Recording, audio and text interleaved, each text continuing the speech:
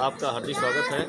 और विधानसभा चुनाव के मद्देनज़र 20 सेकंड पे आजमगढ़ के इस समय मैं आजमगढ़ के मेहनगर विधानसभा क्षेत्र में हूँ।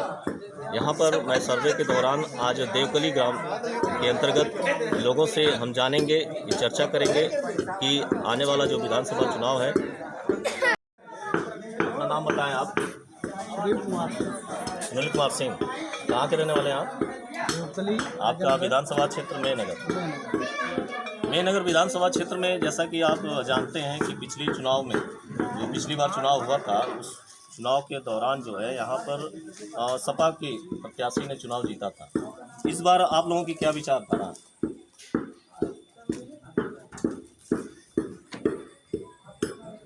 इस बार चुनाव कौन जीतेगा ये तो पोलिंग के बाद ही पता चलेगा, लेकिन जिस तरह से योगी सरकार ने विकास का कार्य किया है, जैसे हम लोग किसान हैं और किसानों के लिए योगी मोदी सरकार ने बहुत ही काम किया है। इसके पहले जो गवर्नमेंट हुआ करती थी, हम लोगों को अच्छी तरह से याद है कि दुकानों पर यूरिया नहीं मिलती, सोसाइटी से यूरिया गायब थी।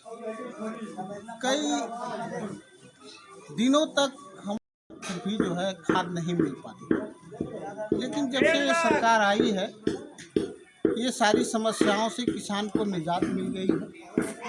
सबसे बड़ी बात जो है, आज हमको गांव में 18 से 20 घंटे बिजली मिल रही है, जिससे कि इस ठंडी में हम लोग रात में नहीं चलाने पड़ते। पर्याप्त बिजली मिल रही है, जिससे हम बड़े आसानी से अपने खेतों की सिंचाई दिन में ही कर लें।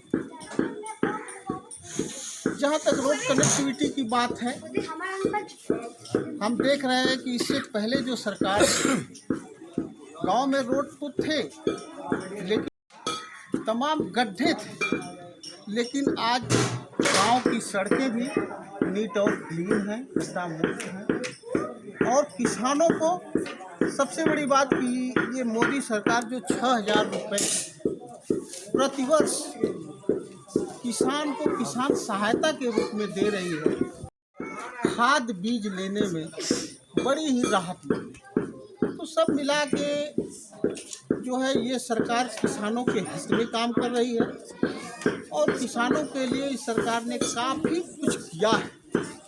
ये कहा जाता है कि बहुत से लोग, बहुत जगह हमने सर्वे किया, ये कहना है लोगों की जो है वो धार्मिक ध्रुवीकरण करके जो अन्य जो पार्टी वाले हैं वो लोग जाति के नाम पर, जातीय समीकरण के आधार पर चुनाव लड़ते हैं, लेकिन बीजेपी जो है वो धार्मिक ध्रुवीकरण जो ध्रुवीकरण है उसके नाम पर चुनाव लड़ती है। क्या ये सही है?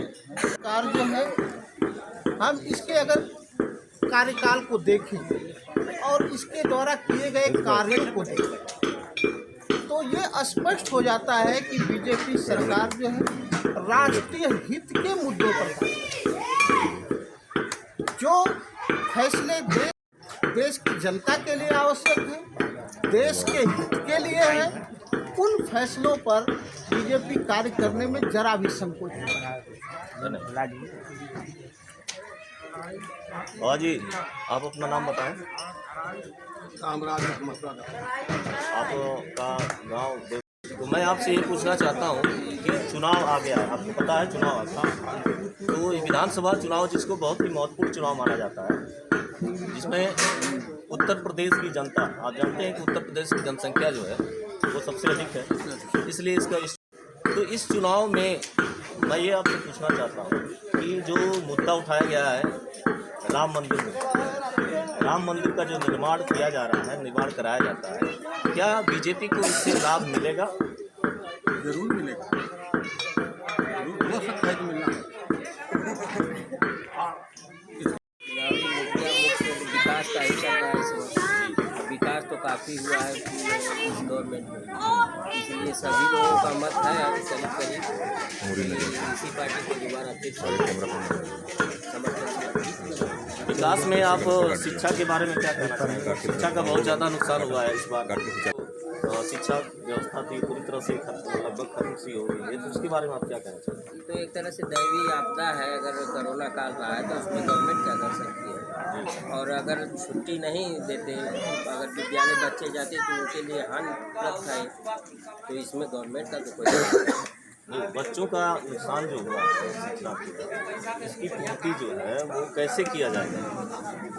फिर से अपना जो समय चला गया वो नहीं, आगे जो आएगा उसमें तो मेहनत करना पड़ेगा बच्चों को करना पड़ेगा। उसके साथ गार्जियन से भी कोई ज़रूरी है। नहीं, देखा जाता है कि गार्जियंस जो है इस एरिया में देखा जाता है ग्रामीण अंचल में कि गार्जियंस जो है बच्चों को लेकर के एक्टिव नहीं दिखाई देते हैं, या गवर्नमेंट का ये निर्देश है कि आप ऑनलाइन शिक्षा लीजिए, क्या इसकी वजह से ज़रूरी तो है वो, इसकी वजह से हो। ये आपका नाम बताइए? प्रमोद कुमार सिंह, जोधपुर के रहने वाले हैं। हम ये आपसे जानना चाहते हैं कि चुनाव, विधानसभा चुनाव होने जा रहा है और ख़ासतौर पे मेहनगर, यहाँ पर मेहनगर में 2 लोगों का टिकट क्लियर हुआ है, कांग्रेस का और बीजेपी का। दोनों महिला प्रत्याशी हैं, कांग्रेस से निर्मला भारती हैं और बीजेपी से मंजू सरोज हैं।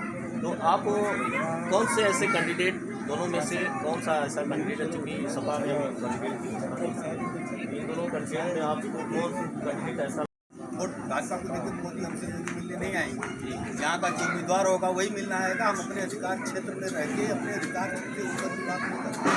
तो सारे उम्मीदवार जब मैदान में उतर जाएंगे, इसके बाद हम देखेंगे कि उसमें कौन सा उम्मीदवार है जो सुपीरियर है, उसको अप्रूव करेंगे। वो किसी भी पार्टी का हो, उसको अच्छी बात है, आपकी अच्छी है। और मैं ये पूछना चाहता हूँ कि जैसा माना जाता है कि आजमगढ़ में लोग कहते हैं कि ये सपा का गढ़ है, समाजवादी पार्टी से 10 सीट में से शायद 8 समाजवादी पार्टी में, तो उसके अनुसार जो है क्या आपके क्षेत्र में, जैसे मान लीजिए 8 विधायक चुने गए आपके हाल में पिछले विधानसभा चुनाव, क्या विकास हुआ उसके अनुसार? विकास हुआ है, ऐसी बात नहीं है। और जहाँ तक आप बोले कि ये सपा का गढ़ है, किसी का गढ़ कोई नहीं है। समय का पल्ला भारी हो जाता है, किसी का गढ़ वढ़ कहीं कुछ नहीं है। जैसे इतिहास को अगर आप देखेंगे आजमगढ़ की सपा का गढ़ है, क्यों नहीं सरकार बना ली है जो है सपा? नहीं, विधानसभा चुनाव के अनुसार अगर आप देखेंगे तो हमेशा ये कहा जाता है, जैसा कि मैं सर्वे कर रहा हूँ, ये मैं नहीं कर रहा, सर्वे बता रहा है कि हमेशा जो है ये समाजवादी पार्टी के लोग यहाँ अब इस बार तो आने वाला समय बताएगा। हम कुछ नहीं कर सकते, मैं कोई वक्ता भविष्यवाणी नहीं कर सकता कि वो जिस जगह चुना जाएगा क्या हो जाएगा। दूसरी चीज़ है कि चाहे सरकार कोई भी आ रही है, किसानों के हित के लिए कोई कुछ नहीं कर रहा है। ठीक है, सरकार आई, डीजल 100 रुपया लीटर है ना, 100 रुपया लीटर डीजल है, किसान 100 रुपया लीटर डीजल खरीद के सिंचाई करेगा, फिर उसके ये होगा कि 18 रुपया है, आप बताएंगे कि 19 रुपया समर्थन नहीं कर देंगे। जो प्रोडक्ट किसान पैदा कर रहा है उस प्रोडक्ट का मूल्य रखने के लिए उसके पास अधिकार नहीं है। इसके बारे में कोई सरकार नहीं सोच रही है। जैकेट सामने वाला बना रहा है, उसका वो कितना खर्च आ रहा है, उसको बिक्री करना है, तो उसका काम है। एक किसान के प्रोडक्ट को छोड़ करके बाकी जितने में वो सारे प्रोडक्टों का दाम जो है, जो उसको तैयार कर रहा है वो फिक्स कर रहा है। लेकिन हम किसान हैं, हम अपना प्रोडक्ट जो तैयार कर रहे हैं उसका दाम आके बनिया बताएगा कि नहीं, इसका का रेट इतना रुपया है। फिर सरकार जो है समर्थन मूल्य लागू करेगी कि इतना रुपया है। ये इसका आंकड़ा कहाँ से लगाते हैं? काम हम करते हैं, उसकी जानकारी हमको इन लोगों को क्या पता है उसमें कितना खर्च आता है। ये क्या करते हैं कि सीधे जो है डाई यूरिया में वो सारे प्रोडक्टों का दाम जो है, जो उसको तैयार कर रहा है वो फिक्स कर रहा है। लेकिन हम किसान हैं, हम अपना प्रोडक्ट जो तैयार कर रहे हैं उसका दाम आके बनिया बताएगा कि नहीं, इसका का रेट इतना रुपया है। फिर सरकार जो है समर्थन मूल्य लागू करेगी कि इतना रुपया है। ये इसका आंकड़ा कहाँ से लगाते हैं? काम हम करते हैं, उसकी जानकारी हमको इन लोगों को क्या पता है उसमें कितना खर्च आता है। ये क्या करते हैं कि सीधे जो है डाई यूरिया आंकड़ा निकाल करके, अगर हमारा 12 रुपया 14 रुपये का खर्चा इनके समझ में आ रहा है तो हमारे गेहूँ की कीमत है 19 रुपया लगा दे रहे हैं। ठीक ना। एक किसान के पास 2 बीघा 4 बीघा 6 बीघा जो भी जमीन है, एक लेबर आप हायर करते हैं, 400 रुपये की एक लेबर है। वो किसान जो अपने खेत में साल के 365 दिन वो लगा हुआ है, उसकी मजदूरी 400 रुपया पर डे के हिसाब से जोड़ कर निकाल करके, अगर हमारा 12 रुपया 14 रुपये का खर्चा इनके समझ में आ रहा है तो हमारे गेहूँ की कीमत है 19 रुपया लगा दे रहे हैं। ठीक ना। एक किसान के पास 2 बीघा 4 बीघा 6 बीघा जो भी जमीन है, एक लेबर आप हायर करते हैं 400 रुपये की एक लेबर है। वो किसान जो अपने खेत में साल के 365 दिन वो लगा हुआ है, उसकी मजदूरी 400 रुपया पर डे के हिसाब से जोड़ कर लागू करिए, फिर पता चलेगा आपको गेहूँ कितने रुपए में पड़ रहा है। किसान की मेहनत फिर की है, लेबर एक ले आ रहे हैं 400 रुपया आपको दे रहे हैं, लेकिन नहीं है ना। जहाँ तक गायों की समस्या है तो वो समस्या किसी विशेष जाति, जैसे भैया कहना है जो है कि अमन की समस्या ना है, या हिरण की समस्या है या केहू की समस्या है, सबके पास जानवर। देखिए पहले ये था कि जो इसका बछवा बछिया आते थे, मेन चीज यहाँ है, ठीक है। आज उनका यूज जो है खत्म हो गया, ठीक ना। जब उसका यूज नहीं है तो फिर वो कहाँ जाएंगे। सरकार उस पर प्रतिबंध लगा दी, ठीक है, लेकिन प्रतिबंध लगाने के बाद भी अगर सरकार वो किसान की वैसे ही मर रहा है, खेत में उसके जाएगा, उसका नुकसान करेगी जो है, ठीक ना। तो आप प्रतिबंध लगाए, किसी चीज़ पर प्रतिबंध लगा देंगे तो कम से पजामा से आएंगे तो किसान जो उस पर प्रतिबंध लगा रहे हैं तो उसको आगे उसकी व्यवस्था ही बनाइए ताकि इसमें प्रतिबंध लग जाएगा तो जाएंगे कहाँ, ये रहेंगे कहाँ, खाएंगे कहाँ, क्या करेंगे। एक जब 500 करोड़ हो जो ना, वो जो ना 100 रुपया लीटर डीजल भरा के जो ना जाई, एक खेत में सिंचाई करके 1 एकड़ खेत की सिंचाई के लिए साल में कितने डीजल की आवश्यकता है। सरकार इस चीज़ को सुनिश्चित करे और जितने भी किसान हैं जिनकी जो भी जितने एकड़ की जमीन है उसके हिसाब से, उस मानक के हिसाब से उनको सब्सिडी के लिए डीजल जो है उनका कार्ड बना के दें। हमारे पास 500 रुपया है, हम 5 करोड़ के गाड़ी पर चढ़ रहे हैं तो हम जाएंगे 200 नहीं 400 रुपया लीटर डीजल भराएंगे और गाड़ी से अपना घूमेंगे, किसान को काम नहीं कर पाएगा ना। तो इन चीज़ों को सरकार को सोचनी है ना, सरकार कोई भी आओ, लेकिन जो हित की बात है किसान के वो कोई सरकार नहीं सोच रही है, ठीक है। मोदी सरकार ने जो नया किसान नियम जो लागू किया है, इसमें सबसे बड़ी गलती उन्होंने यहाँ किया कि भंडारण पर प्रतिबंध थे, जो उस पर जो है प्रतिबंध लगाते चले आ रहे थे। आप एक चालाक हो गए, उस पर प्रतिबंध डालिए। प्रतिबंध इसलिए लगाया जा रहा था कि काला बाजारी को हम रोक सके। आप उसको फ्री कर सकते हो, आप काला बाजारी को फ्री कर दिए। देखिए काम कुछ सही किए, मंदिर बनवाए 370 हटा दिए, काफी काम इन्होंने अच्छा किया, लेकिन कुछ चीजें ऐसी भी हैं जिस पर विचार करने की जरूरत है। और इसी क्रम में जो है हम आपसे ज़्यादा डिस्कस करेंगे। आप अपना नाम बताएं। देवकली के रहने वाले हैं। आप बताइए कि इस सरकार में सबसे बड़ा जो मुद्दा रहा है वो है महंगाई। क्या ये बात सही है कि महंगाई वास्तव में बढ़ी है और आने वाला जो चुनाव है, विधानसभा चुनाव, इसमें मुख्य मुद्दा रहेगा महंगाई? महंगाई से सरकार ने वो बढ़ा दिया, क्या करें, 50 रुपये डीजल से नहीं, किसी पार्टी विशेष के मुखिया का हम नाम नहीं लेंगे, हम हर पार्टी की बात कर रहे हैं। कोई सरकार आती है, महंगाई मेन मुद्दा होता है, ठीक है। महंगाई होता है, पानी होता है, बिजली होता है, सड़क होता है, इस पर आपकी क्या राय है? महंगाई ठीक है, महंगाई तो होबे के, महंगाई तो बढ़ती बा, परिवार बढ़ा तो काम बढ़ा तो नहीं, महंगाई बढ़ेगी तो आप बताइए कि गरीब आदमी जो रोज कमा रहा है, रोज खा रहा है, वो कैसे खाती है? अरे वो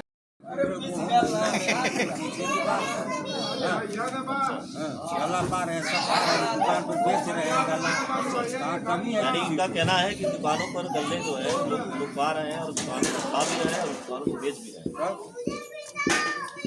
बिजली सेकंड कर रहे हैं। नाम बताएं। सतेंद्र सिंह, कहाँ के रहने वाले हैं? ग्राम देवपुरी, जिला आजमगढ़। अच्छा, आपका विधानसभा क्षेत्र कौन सा है? अच्छा, तो ये जो चुनाव विधानसभा का होने जा रहा है, इसमें आपके अनुसार जो है चुनाव में मेन मुद्दा, मुख्य मुद्दा क्या है? हमारा मेन मुद्दा कुछ नहीं है। हम ये जानते हैं कि मंजू सरोज को हमको वोट देना है और हम लोग बीजेपी वाले हैं। बीजेपी वाला का नाम की वोटिंग करेंगे हम लोग सबको, हाँ। और रही बात ही का नाम नहीं, आप विकास के नाम बताइए ना। विकास, देखिए कोई विकास हो चाहे ना हो, हमको मुख्यमंत्री या प्रधानमंत्री यही दोनों चाहिए हमेशा। नहीं, ये बताइए कि विकास अगर नहीं होगा तो आप किस आधार पर? हमको कोई जो विकास सुनिए पहले बात, विकास विकास तो बहुत कुछ हुआ है। 2000 रुपया मिल रहा है किसान को, फिर थोड़ा राशन फ्री मिल रहा है, तेल मिल रहा है, चना मिल रहा है, और इसके बाद दाल भी, आवास और शौचालय मिला है, नमक भी मिल रहा है, आवास भी मिल रहा है। अच्छा। तो उसमें क्या लेना देना सरकार? देखिए जो कार्य करेगा वही खाएगा, नहीं करेगा नहीं खाएगा। तो महंगाई से 400 रुपया का नाम लेबर चार्ज हो गया तो महंगाई ऐसे नहीं बढ़ेगी, महंगाई बढ़ेगी। अब 20,000, 25,000, 50,000 तनख्वाह हो गया सबका, तो महंगाई बढ़ रही तो क्या दिक्कत, कहाँ से? आपके अनुसार जो है कि ये सारी चीज़ें जो है वो जो विधानसभा चुनाव जो होने वाला है इसमें जो मेन मुद्दा रहेगा वो सारे मुद्दों से आप संतुष्ट हैं कि सारे काम, सड़क, बिजली, पानी, हाँ, हर चीज़ जो है सब। सुविधा सही है। सही है। हाँ। धन्यवाद। मंत्री